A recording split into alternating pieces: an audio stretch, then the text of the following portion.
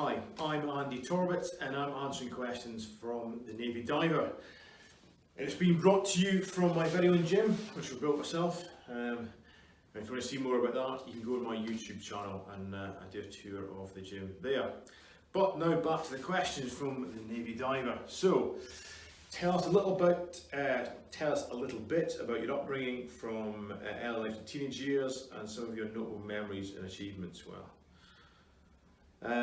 So I was brought up in the Highlands of Scotland.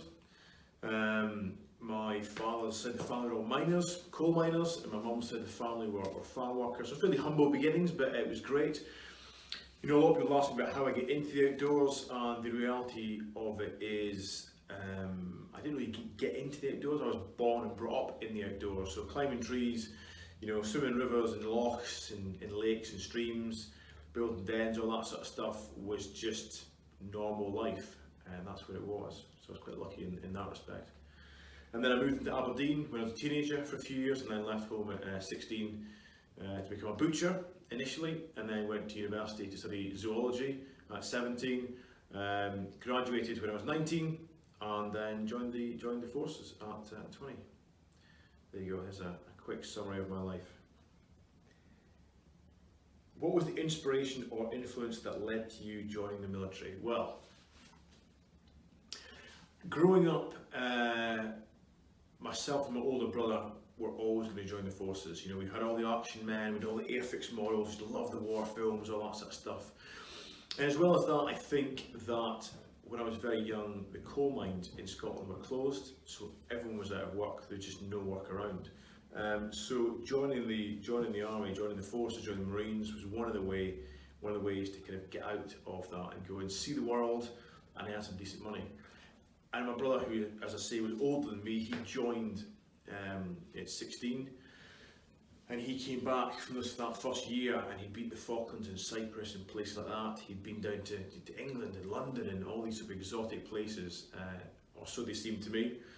And he had some money, he had a nice car, nice clothes, and I think that was attractive, as well as that sense of adventure. You know, if you want to go and see the world, you want to go and do hard, but to a young 13, 14-year-old, cool things, then joining the forces is a good way to go. Tell us about your military experiences and the various stages you had to go through. So I initially joined the forces. I've had a number of cap badges. I was in the Navy and the Marines, and I injured my back in the Marines, and they thought I was unfixable.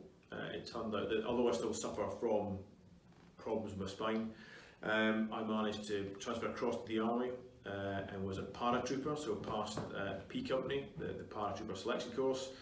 The Army dive course, which in itself is pretty arduous, and finally the bomb disposal course, and high research course. So my final sort of tours in the forces was as part of 409 Squadron, which was the Para Commando and Special Forces bomb disposal squadron.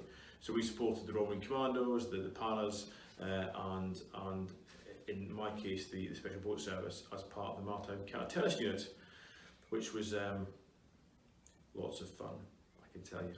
I did various tours, bits and bobs over Northern Ireland, down the Falklands, in Bosnia, in Kosovo, in Iraq, and then Afghanistan, and then after I left the forces initially in the ex-forces market in Nigeria, Central Africa, the Middle East, and Pakistan and Afghanistan. So yeah, that was that.